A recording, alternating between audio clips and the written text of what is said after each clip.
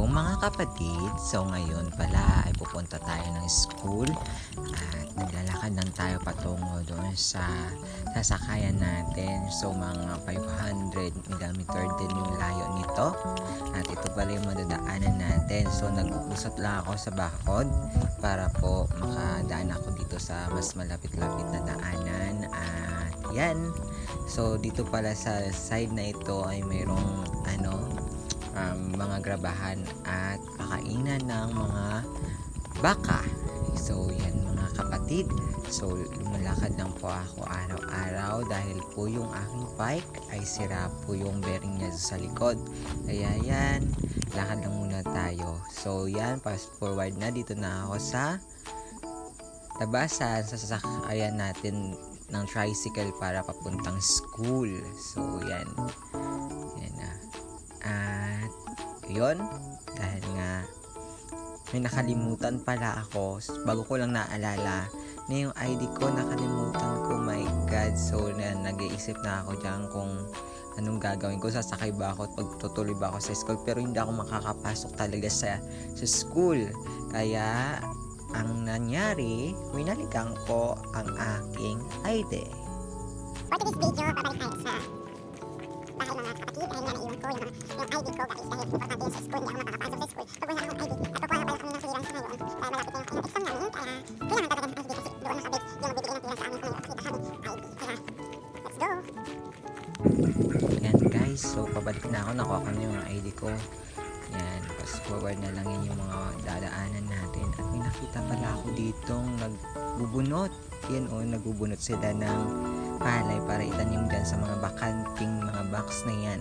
So fast forward tayo guys, dito na po pala ako sa tricycle. Kala ko makakasakay na agad ako, pero yun, lalakad pa ako pala hanggang kanto para po magsakay sa tricycle. So lakad-lakad lang tayo muna. So fast forward tayo at yan, in 5 seconds nandito na ako, nakasakay na ako agad sa tricycle papuntang school.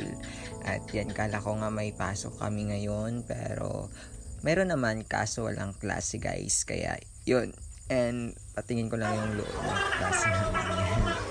Ganyan kami. So yung ito yung sa harapan ko, sa teacher ko pala namin, hindi namin siya yan. At nagpipicture kami pagtapos ng klase yan.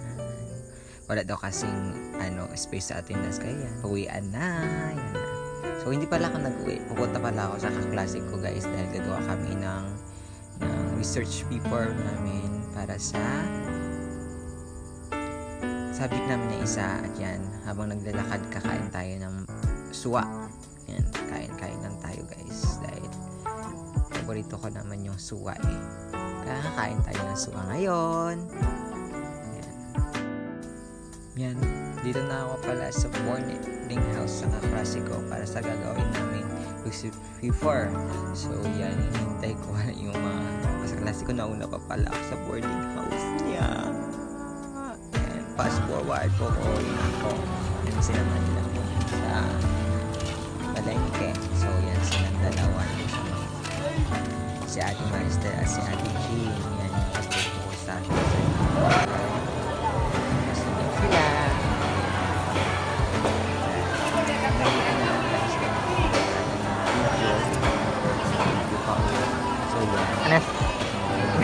Gustong magtagal pero laging nag-aaway. Uy! Nakakita sa... At least nasusubok yung tibay, di ba? Yan guys. Nasunod ulit ng video. So, madilim. Natin magpaaral.